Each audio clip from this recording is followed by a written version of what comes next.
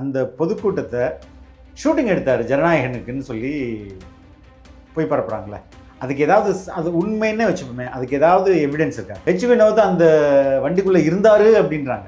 யாராவது பார்த்தாங்க? இல்லை சார், அதை கண்டிக்கலாம். ஆனால் வெயிட் ஆல்ரெடி கரூர் ஸ்டாம்பர்ட் நடக்கும்போது ஜென்சி கிட்ஸ் ப்ரொடெஸ்ட் இந்த ரெவல்யூஷன் நடக்கிற மாதிரி இங்கேயும் நடக்கும், அதே மாதிரி காலேஜ் மாணவர்களும் இங்கே தூண்டுறாரு அப்படின்ற மாதிரி வார்த்தைகள். ஏங்க என்னங்க தூண்டுறாரு? இவர் போய் என்ன குச்சி வச்சு தூண்டி விட்டு அவனுக்கு என்ன கொந்தளிக்க வைக்கிறாரா?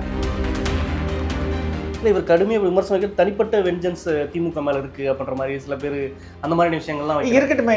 இவர் கைதாக போகிறாரு அப்படின்ற மாதிரி அவரை கைது செய்யறதுக்கு முயற்சி பண்ணுவாங்க, அவங்க அவர் மேலே வழக்கு போடுவாங்க. போடட்டும்ன்றேன். என்ன இப்போ வழக்கு போட்டாலும் தூக்கில் போட்டுருவாங்களா? 26% ஓட் பர்சன்ட் இருக்கிறதாவும் குறிப்பிட்றாங்க. யார் சொல்றது? தாவேகா சைட்லேருந்து அப்படி சொல்கிறாங்க. எங்கே சொல்லியிருக்காங்க? பத்திரிகையாளராக இருக்கும் மற்ற யார் சொல்லியிருக்கு? தாவேகா வந்து அஃபிஷியலாக 26% தான் ஓட் பேங்க் இருக்குது, ஓட் பர்சன்டேஜ் இருக்குது அப்படின்னு சொல்லியிருக்காங்களா விஜய்க்கு? திமுக சைட்லேருந்து அப்படி ஒரு சொல்கிறத திமுக சைடு சொல்கிறத எப்படிங்க தாவேகாக்கு சரியான நம்பராக திமுக சொல்லுவாங்க?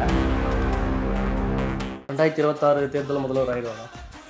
ஆகுவதற்கான வாய்ப்புகள் நிறைய இருக்கு.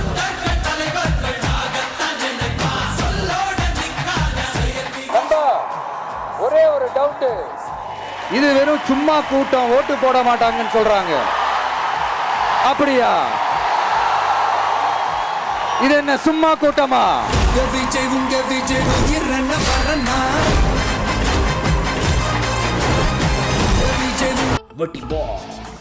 Big Boss Tamil season 9 review show நான் வர தினமும் ராத்திரி 11:30 மணிக்கு. Subscribe to colour Kannadi media. Colour Kannadi voice நேயர்களுக்கு வணக்கம். இன்று நம்மோடு இருப்பவர் மூத்த பத்திரிகை ஃபெலிக்ஸ் அவர். வணக்கம் சார். வணக்கம். இப்போ பார்த்தீங்கன்னா நேற்று விஜய் நடந்த பொதுக்கூட்டம் தான் எல்லாமே ஊடகங்களும் பேசுபொருளாக இருக்குது. அப்படி பார்க்கையில் ஆதவ் அர்ஜுன் வந்து வன்முறை தூண்டுற மாதிரி பேசுகிறாரு அப்படின்ற மாதிரி சொல்கிறாங்க. எப்படி பார்க்குறீங்க? வன்முறை தூண்டுற மாதிரிலாம் பேசல. இதை விட மோசமான, இதை விட அநாகரிகமாக பேசுகிற திமுக பேச்சாளர்கள்லாம் இருக்கிறாங்க. அவங்க மேலெல்லாம் எந்த கேஸும் போட மாட்டாங்க. ரொம்ப அசிங்கமாக பேசுவாங்க. நம்ம அதாவது ஒரு ஆண்களே ஒரு 4-5 பேர் சேர்ந்து அதை கேட்க முடியாது, அந்தளவுக்கு கொடூரமாக இருக்கும். அதெல்லாம் வந்து எதுவுமே பண்ணாமல் அவர் என்ன வன்முறை தூண்டுற மாதிரி பேசினார்? அவர் சாதாரணமாக பேசினார். இல்லை, நக்கீரன் கோபால் அந்த இதை குறிப்பிட்டு ஒரு மூத்த பத்திரிகைன்னு சொல்லிட்டு கோபால்னு குறிப்பிடல, பேர் குறிப்பிடல. அதுதான் முக்கியமாக சொன்னார். தொடரா பார்க்கலாம், முடிஞ்சா கை வைடா பார்க்கலாம் அப்படின்ற மாதிரி வார்த்தைகளை எப்படி பார்க்குறது அது அப்படின்றத. இல்லை, அவங்க அதுக்கு விஜய் அந்த பொதுக்கூட்டத்தை ஷூட்டிங் எடுத்தார் ஜனநாயகனுக்குன்னு சொல்லி போய் பரப்புகிறாங்களே, அதுக்கு ஏதாவது அது உண்மைன்னே வச்சுப்போமே, அதுக்கு ஏதாவது எவிடன்ஸ் இருக்கா? ஹெச் வினோத் அந்த வண்டிக்குள்ளே இருந்தார் அப்படின்றாங்க. யாராவது பார்த்தாங்களா? இல்லை சார், அதை கண்டிக்கலாம். ஆனால் வெயிட் அவர் என்ன பேசினார்? ஹெச் வினோத் அந்த வேனுக்குள்ளே இருந்தார், பெண்கள் இருந்தாங்க, ஒரு ட்ரோன் பறக்குதுங்க. அது எல்லாத்துலேயும் தான் ட்ரோன் டாப் ஆங்கிள் கிடைப்பான். இதை வச்சுட்டு அந்த ஜனநாயகன் படத்துக்கு ஷூட்டிங் எடுத்தாங்க. இதெல்லாம் திரட்டும் வரட்டும், நானே இழுத்து வச்சு அடிக்கிறேன்னு யார் பேசினது? நம்ம இப்போ மூத்த பத்திரிகையாளர் அண்ணா பேசுகிறாரு. அது அந்த பரப்புரை இருக்குல்ல, அது ஃபால்ஸ் நரேஷன் தானே, பொய் தானே அது. யாராவது படத்துக்கு வந்து ஷூட்டிங் எடுப்பாங்களா? அதை விட்டு தான் என்ன இருட்டுக்குள்ளே தான் எடுப்பாங்களா நைட் ஷாட்டு? ஏன்னா இதுக்கு முன்னாடி இருக்கிறதெல்லாம் கட் பண்ணி போட முடியாதா? தேவைன்னா நான் சொல்கிறேன். இப்போ எந்த வித ஆதாரமும் இல்லாமல் அரசியலை வச்சு ஷூட்டிங் எடுக்கிறாங்க, பஸ்ஸுக்குள்ளே பொம்பளைங்களை கூட்டிகிட்டு வராங்கன்றதெல்லாம் எவ்வளோ கேவலமான விமர்சனம். சரி, அந்த அட்டைப்படத்தில் விஜயோடைய மகனுடைய படம் எதுக்கு? சரி, இது எவ்வளோ அசிங்கமாக அவங்க போகிறாங்க அப்படின்றதுக்கு. அப்போ இதுக்கு வந்து எதிர்வினை ஆற்றக்கூடாதா? எதிர்வினை ஆற்றுனா அது வன்முறை தூண்டுறதா? அந்த எதிர்வினை என்ன வகையான எதிர்வினை தான்? அதான் எதிர்வினை தான் நம்மளுடைய ஆதவ் அர்ஜுனுடைய பேச்சு. அதுக்கான எதிர்வினை தானேங்க.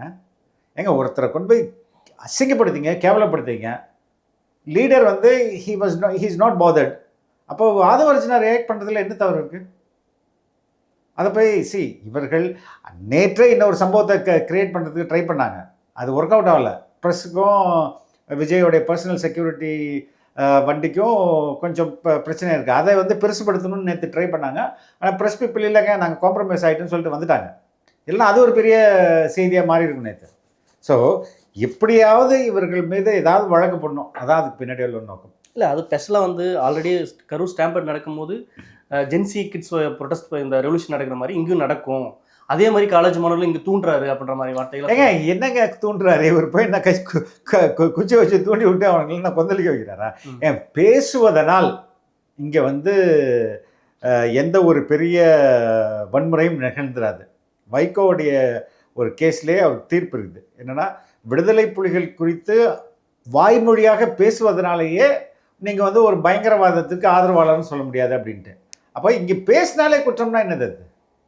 சரி அவர் போட்டார், என்னாச்சு அந்த ட்வீட்லேருந்து என்னாச்சு? எத்தனாயிரம் பேர் ரோட்டுக்கு வந்தாங்க? இன்றைக்கி அவர் பேசிட்டாரு, எத்தனாயிரம் பேர் வந்து கிளம்பி போயிட்டாங்க நக்கீரன் ஆஃபீஸ் அடிக்கிறதுக்கு? சரிங்களா? இது சும்மா ஏதாவது ஒரு பழி போடுறது, அதுதான் அதுக்கு ரீசன். ஏன் அதை ஹைலைட் பண்ணி பேசணுன்றது? என்ன ஹைலைட் பண்ணி பேசணும்? அந்த வன்முறை வெடிக்கும், புரட்சி வெடிக்கும், திரும்ப அதை ஹைலைட் பண்ணி. ஏங்க இப்போ சமூகம் இப்படி ஆச்சுன்னா அது அதோடைய அவுட்கம் தானே அது. அப்படி தான் நடக்கும். இலங்கையில் நடக்கலையா? ஒரு குடும்பாட்சிக்கு எதிரான புரட்சி தானே அது. அதே மாதிரி தானே எல்லா ஊர்களையும் நடக்குது. அதே சமயம் வந்து கருணாநிதி வந்து அரெஸ்ட் பண்ணும்போது நீனும் ஓடி போய் ஒளிஞ்சிக்கிட்ட அப்படின்ற மாதிரிலாம் சொல்கிறாரு. அதை எப்படி பார்க்குறீங்க? அரசியலில் தாக்கி பேசுவதுன்றது உலகம் ஃபுல்லாக இருக்கிறது. அது எல்லாத்துக்கும் நீங்கள் வந்து வழக்குன்னு போட்டிங்கன்னா உங்களுடைய சகிப்புத்தன்மை ரொம்ப கம்மியாக இருக்குது அப்படின்றது தான். டாலரன்ஸ் லெவலே இல்லை. பாலிடிக்ஸில் ஒரு லீடருக்கு எது ரொம்ப முக்கியம்னா டாலரன்ஸ் தான். அந்த டாலரன்ஸ் தான் அவர் மெச்சூர்டு லீடர் அப்படின்னு காட்டும். டாலரன்ஸே இல்லை அப்படின்றது தான் இவர் மேலே ஏதாவது வழக்குகள் வந்துச்சுன்னா அதுதான் அர்த்தமாகும். பாவ மன்னிப்பு நான் கேட்டுக்கிறேன் 10 வருஷம் திமுகவுக்கு வேலை செஞ்சதுக்கு அப்படின்ற மாதிரி சொல்கிறாரு. ஆனால் அந்த தரப்புன்னு என்ன சொல்கிறேன்னா, இப்போ அவரெல்லாம் 10 வருஷம் வேலையெல்லாம் செய்யவே இல்லையே அப்படின்ற மாதிரி தான் சொல்கிறாங்க. எங்கே ஊடகவியலாளர்கள் அந்த மாதிரியான விஷயங்களை ஸ்டேட்மெண்ட் வைக்கிறாங்க. ஹி வாஸ் ஒர்க்கிங் வித் பென்னுங்க. இன்னைக்கு வந்து பென், அன்னைக்கு வந்து ஐபேக்ன்ற கம்பெனி தானே அதெல்லாம் ஃபுல்லாக பார்த்துருந்தாங்க. அதில் சபரீசன் கூட அவர் ஒர்க் பண்ணதான் அவர் தான் சொல்கிறாரு. அதை தான் அவர் சொல்கிறார், 10 வருஷமாக நான் ஒர்க் பண்ணேன் அப்படின்றத. இல்லை, இவர் கடுமையாக விமர்சனம் வைக்கிற தனிப்பட்ட வெஞ்சன்ஸ் திமுக மேலே இருக்குது அப்படின்ற மாதிரி சில பேர் அந்த மாதிரி விஷயங்கள்லாம் இருக்கட்டும். இவர் கைதாக போகிறாரு அப்படின்ற மாதிரி அவரை கைது செய்யறதுக்கு முயற்சி பண்ணுவாங்க. அவங்க அவர் மேலே வழக்கு போடுவாங்க. போடட்டுன்றேன். என்ன இப்போ வழக்கு போட்டால் தூக்கில் போட்டுருவாங்களா? இல்லை கேட்குறேன். ஆதவ அர்ஜுனா பேசியது தப்பு, இந்த தூக்கு தண்டனை கொடுப்பாங்களா? என்ன அவர் என்ன தவறாக பேசிட்டாரு? என்ன வன்முறை தூண்டுற மாதிரி பேசுவதனாலே ஒன்று நடந்துடாதுங்க. பேசினால் மட்டுமே ஒரு பெரிய சமூகத்தில் புரட்சி வந்துடும் அப்படின்றதெல்லாம் வந்து எப்படி சாத்தியம்? மாணவர் மத்தியில் அது ஒரு கருத்தாக ஒரு போகும்ல, ஒரு தயார் நிலைக்கு. என்ன தயார் நிலையெல்லாம் குச்சி எடுத்துவாங்கண்ணா அப்படி ஒரு சரி பேசுவதனால் இங்கே வந்து ஒரு பெரும் வன்முறை வந்துடும் அப்படின்றது வந்து, அதுவும் ஆதவ அர்ஜுன் பேசுவதனால் வந்துடும்ன்றதெல்லாம் அது இவர்களுக்கு வேணால் ஒரு வழக்கை சோடிக்கிறதுக்கு அது சரியாக இருக்கலாம். மற்றபடி ரியாலிட்டி அப்படி கிடையாது. அதே சமயம் விஜய் வந்து திமுகவும் தாவேக்கா தான் அப்படின்ற மாதிரி சொன்னார். ஆனால் அதில் வந்து அதிமுக இல்லையா? அப்போ அதிமுக, ஏன்னா கரூர் ஸ்டாம்பேட்டில் பாஜக இருக்கட்டும் அதிமுக இருக்கட்டும் ரொம்ப இது சப்போர்ட் பண்ணி பேசுனாங்க. என்ன சப்போர்ட் பண்ணி பேசினாங்க? கரூர் விஷயத்துக்கு என்ன சப்போர்ட் பண்ணி பேசுனாங்க சொல்லுங்கள். அலைன்ஸ் வைக்கிற மாதிரி தானே பேசிட்டு. அலைன்ஸ் தான் வேணான்ட்டாங்களே. அப்புறம் என்ன என்னங்க ஒரு இடத்துல கொடியை வச்சு காட்டினாரு, அந்த கொடியை பற்றி சொன்னார், அவ்வளோதானே. அதுக்கப்புறம் எடப்பாடி பழனிசாமி நான் அலையன்ஸ் பேசலை, தாவேக்காவுடன் எந்த பேச்சுவார்த்தையிலையும் நடத்தலைன்னு சொல்கிறாருல்ல. விஜய் கூட விடுங்க, தாவேக்கா இப்போ திரு எடப்பாடி பழனிசாமி அவர்கள் ஓப்பன் ப்ரெஸ் மீட்டில் சொன்னார் இல்லையா? அப்புறம் எதுக்கு அதையே பிடிச்சிட்டு நம்ம பேசிட்டு இருக்கணும்? இது என்னன்னா, இவர்கள் வந்து அதிமுகவோட போகிறாங்க. விஜய் ஒன்றும் ஊழல்வாதி, ஊழல் எதிர்ப்புவாதியெல்லாம் கிடையாது. அவர் தேவைப்பட்டால் ஊழல்வாதிகளோட கூட்டணி வைப்பார் அப்படின்றது தான் அங்கே இவங்க மேலே திட்டமிட்டு நடத்தப்பட்டிருக்கிற பரப்புரை. அதற்கு ஏடிஎம்கேவோட அலையன்ஸ்னால் பிஜேபி கூட சேர்ந்த அலையன்ஸ் அப்படின்னு அதெல்லாம் இல்லைன்னு இவரும் மறுத்துட்டாரு, அவரும் மறுத்துட்டாரு. அப்புறம் அதையே இன்னும் பேசு பொருளாக வச்சுட்டு இருக்கிறதுல அவசியமே இல்லைல்ல. 26% ஓட் % இருக்கிறதாவும் குறிப்பிட்றாங்க. யார் சொல்கிறது? தாவேக்கா சைட்லேருந்து அப்படி சொல்கிறாங்க. எங்கே சொல்லியிருக்காங்க? பத்திரிகையாளராக இருக்கட்டும், மற்ற யார் சொல்லியிருக்கு? தாவேக்கா வந்து அஃபிஷியலாக 26% தான் ஓட் பேங்க் இருக்குது, ஓட் பர்சன்டேஜ் இருக்குது அப்படின்னு சொல்லியிருக்காங்களா விஜய்க்கு? திமுக சைட்லேருந்து அப்படி ஒரு திமுக சைடு சொல்கிறத எப்படிங்க தாவேக்காக்கு சரியான நம்பராக திமுக சொல்லுவாங்க? எப்படி சொல்லுவாங்க? அது அப்படியான ஊடகவியலாளர் அப்படி தான் சொல்லி. ஏங்க எதுவுமே அதிகாரப்பூர்வமாக தானே வரணும். அதாவது நோட்டு செல்லாது, 500 1000 செல்லாது அப்படின்னு பிரதமர் தானே அறிவிக்கணும். திமுக அறிவிச்சிருந்துச்சுன்னா அதை நம்ம எடுத்துக்க முடியாதுல்ல. அதே மாதிரி அஃபிஷியலாக எங்களுடைய ஓட்டு பர்சன்டேஜ் 20% அப்படின்னு தாவேக்கா சொல்லியிருக்காங்களா? இல்லை நடுநிலையாக எந்த கட்சி சார்பும் இல்லாத யாராவது ஒரு அமைப்பு ஆய்வு செஞ்சு அது சொல்லியிருக்காங்களா? அப்படிலாம் ஒன்றும் கிடையாதுல்ல. இப்போ எங்கேருந்து வந்து இந்த 26%? இப்போ வேறு மற்ற கட்சிகளுக்கு எத்தனை பர்சன்ட்டு? நான் உங்களை கேட்குறேன். அது சும்மா அடிச்சு விட்றது தான். இல்லை, நீங்கள் உங்கள் பாயிண்ட் ஆஃப் விஜய் கட்சிக்கு அப்படி ஓட் பேங்க்ஸ் எல்லா மாவட்டம் ஏறி இருக்குன்னு நினைக்கிறீங்களா? எங்கள் எல்லா மாவட்டத்தில் ஏறி இருக்கும். அதோட எக்ஸாக்ட் நம்பர்ஸ் எவ்வளோ இருக்குன்னு நம்மளுக்கு இப்போ எப்படி தெரியும்? சரி, எலெக்ஷன் என்பது அது கிட்ட வரும்போது தான் அதோடைய ட்ரூ ஸ்பிரிட் நம்மளுக்கு தெரியும். இன்னும் 6 to இப்போ விஆர் இன் நவம்பரா? எஸ், நவம்பர், டிசம்பர், ஜனவரி, பிப்ரவரி, மார்ச், ஏப்ரல், மே, இன்னும் 6 மாதம் இருக்குது. நான் 6 மாதத்தில் இன்னும் 3 மாதத்துக்கு முன்னாடி நம்ம ஒரு சர்வே எடுத்தோம்னா ஓரளவுக்கு அது நியர் டு த ட்ரூத் இருக்கும். இப்போ எப்படி நம்மளால் பண்ண முடியும்? இப்போ பண்ணாலும் அது ரொம்ப ஷாலோவாக தான் இருக்கும். அதே சமயம் உயர்நீதிமன்றம் வந்து உச்சநீதிமன்றம் கொட்டு வச்சிச்சு அப்படின்ற ரொம்ப ஹைலைட் பண்ணி பேசினாரு. அதனால் எப்படி பார்க்குறீங்க? அது உண்மை தானே? விஜய் போய் சொல்லலையே. உண்மையிலேயே உச்சநீதிமன்றத்தில் நீதியரசர்களோட அப்சர்வேஷனை தான் அவர் படித்தார், அவர் சொன்னார். அது இவங்களுக்கு அவமானம் தானே தமிழக அரசுக்கு. முதல்வர் ஒரு ஒன்-மேன் கமிஷன் போடுறாரு. அது எதுக்கு?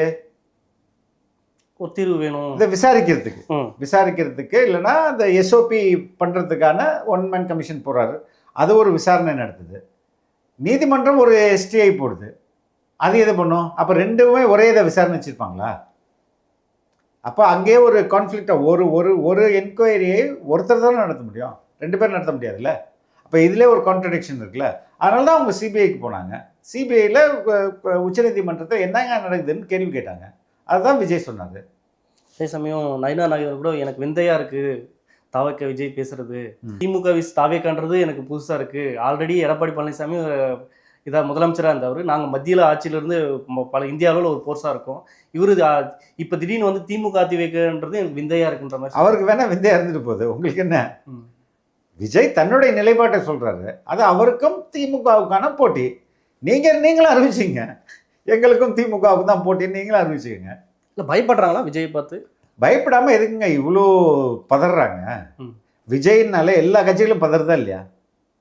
அப்போ எதுக்கு? நேற்று அவர் பேசினதுக்கு இன்னைக்கு எவ்வளோ கேவலமாக மறுபடியும் எதிர்வினை செயலில் பண்ணியிருக்காங்க. ஸோ பயம்தான். அதே சமயம் ஊடகங்களில் இவருக்கு விஜய் வந்து தாக்கணுன்றதுக்காக திட்டமிட்டு நிறைய இன்வெஸ்ட் பண்ணதாகவும் செலவு பண்ணதாகவும் சொல்கிறாரு. அது நிஜம்தானா? உண்மைதான். அது ஊடகங்களில் வந்து தெரிந்து செலவு பண்ணது இருக்குது, தெரியாமல் செலவு பண்ணது எக்கச்சக்கமாக இருக்குல்ல. எத்தனை வாடகை வாயிருது, அதுக்கெல்லாம் ஃபீட் பண்ணிக்கிட்டே இருக்கலாம். நீங்கள் அது எப்படியெல்லாம் பண்ணாங்க சார்? அது உங்களுக்கு அஃபிஷியலாக அவங்க வந்து ஒரு சில வீடியோக்களையும் ஒரு சில பேஜ்களையும் ஒரு சில சேனல்களையும் ப்ரொமோட் பண்ணுறாங்க. அந்த ப்ரொமோஷனில் ஃபுல்லாக விஜய் ஹேட் தான் இருக்குது. அந்த கண்டென்ட் ஃபுல்லாக அப்படி தான் இருக்குது. அது இல்லாமல் நிறைய தனிநபர்களில் பிடிச்சிருக்கிறாங்க. அவர்களுக்கெல்லாம் வந்து நீங்கள் இந்த கான்செப்டில் நீங்கள் ட்வீட் போடுங்க, இந்த கான்செப்டில் நீங்கள் ஃபேஸ்புக்கில் போஸ்ட் போடுங்க, இதை நீங்கள் பேசுங்க. ஊடகத்தில் இப்படி பேசணுன்ற கூட அது ஒரு நரேட்டிவ் இருக்குது. ஆமாம், என்னங்க நீங்கள் இப்படி பேசுறீங்க? கேட்குறேன் சார். இல்லை, உண்மையாக அப்படி தானே நடக்குது. இப்போ ஒரு செட் ஆஃப் பீப்புளுக்கு விஜய் எதிர்ப்பு, சீமான் எதிர்ப்பு, அதிமுக எதிர்ப்பு, தொடர்ச்சி அவனுக்கு வேறு எதுவுமே பேச மாட்டானுங்க, இதே தான் பேசிட்டு இருப்பானுங்க. அப்போ இதில் வந்து விஜயோட எதிர்ப்பு வந்து இப்போ புதுசாக அதிகரிக்குது. இப்போ அவங்களுக்கெல்லாம் வந்து அதை நம்ம போய் பார்த்தாலே அதோடைய நோக்கம். இப்போ நான் ஒரு செய்தியாளர் இல்லைன்னா ஒரு பொலிட்டிக்கல் கமெண்டேட்டர்னு வச்சுங்க, நான் எல்லாரையும் பற்றியும் பேசியிருக்கணும். ஒரே ஃபார்மேட்டு, ஒரே பீப்புள், ஒரே டெம்ப்ளேட்டு, அவனுக்கு அதான் வேலையாக பண்ணியிருந்தானா அப்போ அவனுக்கு வந்து ஒரு வருமானம் வந்துக்கிட்டு தானே இருக்குன்னு அர்த்தம். சில பேர் தாவேக்கா ரிலேட்டடாக சில யூடியூப் சேனல்ஸ்லாம் போடுறாங்க. அப்போ அது அதே மாதிரி பேமெண்ட் வாங்கியிருக்கான்னு சொல்ல முடியுமா? அது முடியாது இல்லை. எனக்கு தெரியாது, எனக்கு தெரிஞ்சதை தான் நான் சொல்ல முடியும், தெரியாததான் நான் சொல்ல முடியாது இல்லை. அதே சமயம் பல தீர்மானம் எடுத்துக்கிட்டாங்க. அதில் வந்து பாஜகவுக்கு எதிரான தீர்மானங்கள்லாம் குறைவாக இருக்குது அப்படின்ற மாதிரிலாம் ஒரு இதாக சொல்கிறாங்க. எஸ்ஐஆரை பற்றி இதாக இருக்காங்க, ஃபீல்டில் எந்த வேலையும் செய்யலை அப்படின்ற மாதிரியும். ஃபீல்டில் வேலை செய்யலைன்னு யாருக்கு தெரியும்? அந்த தஞ்சை மாவட்ட செயலாளர் பேசும்போது அவ்வளோ தெளிவாக சொன்னார், எங்களை விரட்டுறாங்க, நாங்கள் ஓடின்னு இருக்கோம். எல்லாருக்கும் இப்போது மற்ற கட்சிக்காரன்லாம் வந்து பூத் கமிட்டி மெம்பரில் பூத்தில் வந்து உட்காரணும்னா கட்சியிலேருந்து 5000 ரூபாய் கொடுத்தா தான் வந்து உட்காரான். இப்போ நாங்கள் அப்படி கிடையாது அப்படின்லாம் சொல்கிறாங்கல்ல. இப்போது விஜயை எப்படியாவது இது அரசியல், அதுவும் வந்து இந்த தமிழ்நாட்டு அரசியல் கட்சின்றது ரொம்ப என்ன சொல்கிறது,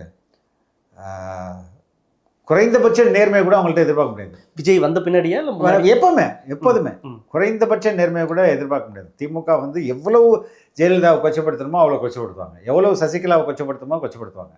குறைந்தபட்ச நேர்மை கூட இல்லாது அப்போ அவங்களுக்கு ஒரு பெரிய த்ரெட்டாக விஜய் வரும்போது வாய்ப்பு எங்கெங்கெல்லாம் கிடைக்குதோ அதில் எல்லாம் வச்சு அவர் அடிக்கணும்னு தானே ஆசைப்படுவாங்க.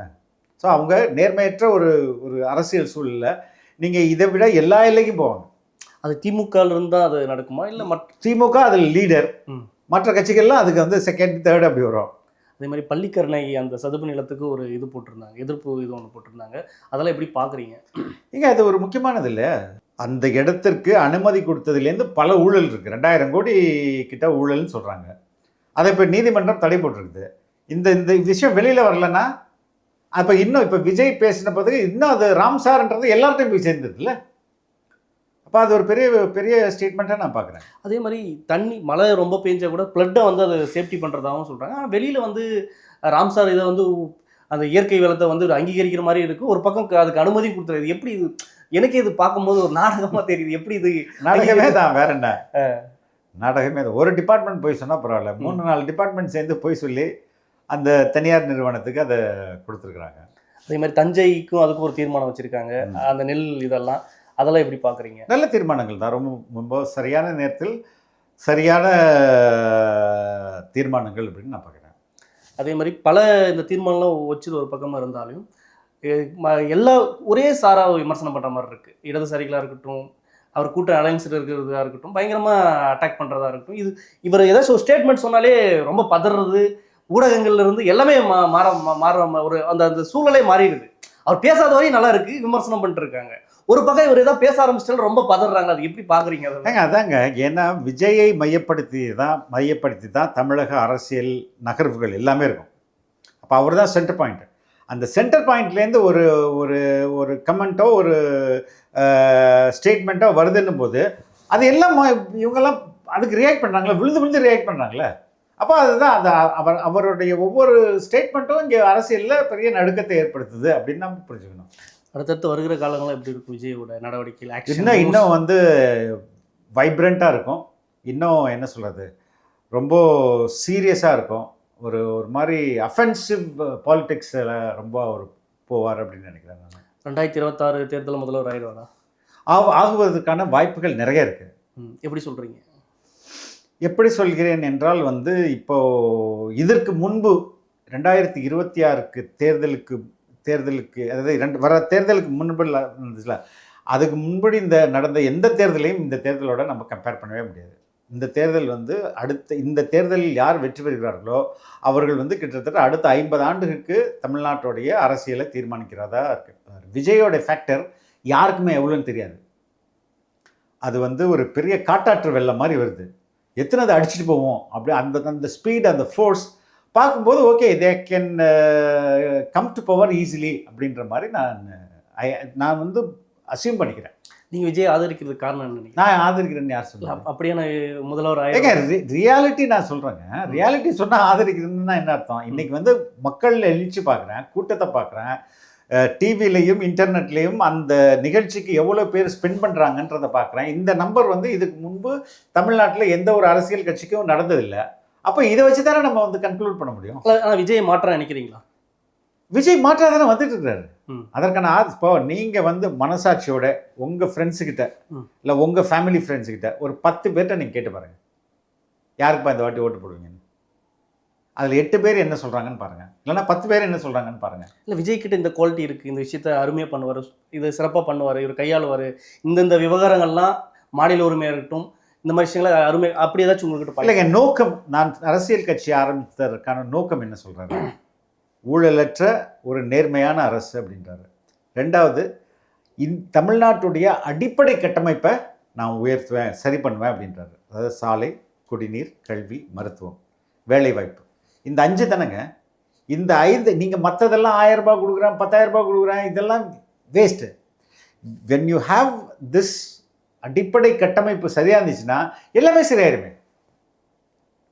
சரிங்களா? அடிப்படை கட்டமைப்பு தானங்க உங்களுக்கு வந்து இங்கே லேக்கிங்கு. அப்போ அந்த அடிப்படை கட்டமைப்பை ஒருத்தன் சரியாக பண்ணுவேன், நான் வந்து முடியாத ப்ராமிஸை சொல்ல மாட்டேன், என்னால் முடியாத சத்தியங்களை உங்களுக்கு பண்ணித்தர மாட்டேன், பட் தமிழ்நாட்டின் அடிப்படை கட்டமைப்பை மாற்றுவேன், அந்த உட்கட்டமைப்பை நான் சிறப்பாக பண்ணுவேன் அப்படின்னும் போது சைனா வந்து வளர்ந்ததற்கு அடிப்படை காரணம் வந்து என்னது? உட்கட்டமைப்பு. மற்ற மாநிலங்களை விட தமிழ்நாடு முன்னேறியதற்கு என்ன காரணம்? அடிப்படை உட்கட்டமைப்பு. அதுக்கு ஒரு ஐடியாலஜி வேணும் இல்லை? எதுக்கு? சைனா வளரட்டும் இல்லை தமிழ் ஐடியாலஜி இல்லைன்னு யார் சொன்னது? இல்லை அப்படி நான் கேட்குறேன். ஐடியாலஜி கண்டிப்பாக எல்லா அரசியல் கட்சிக்கும் இருக்குங்க, ஏதோ ஒரு ஐடியாலஜி இருக்குங்க. அந்த ஐடியாலஜிக்கல் தமிழ்நாடு மண்ணுக்கு ஒத்து வருதா இல்லையா? கொள்கை ரீதியாக நான் மதவாதத்தை எதிர்ப்பேன்றாரு, ஊழல் குடும்ப ஆட்சியை எதிர்ப்பேன்றாரு, இதுதான் தத்துவார்த்தம், ரைட்டுங்களா? இப்போ தமிழ்நாட்டுக்கு என்ன கொண்டு வரணும் போது அடிப்படை கட்டமைப்பை நான் சரி செய்வேன் அப்படின்றாரு. இது முதல் 5 ஆண்டுகளில் இதை சரி செய்தாலே போதும், அடுத்தது எல்லாமே ஈஸியாக வளர்ந்துரும்னு நினைக்கிறேன். பல்வேறு அரசியல் சார்ந்த தகவல் பண்ணிட்டு மற்றொரு பதிவு. ரொம்ப நன்றி, தேங்க்யூ. வட்டி boss Bigg Boss Tamil season 9 review show நான் வர தினமும் ராத்திரி 11:30 மணிக்கு. Subscribe to colour Kannadi media.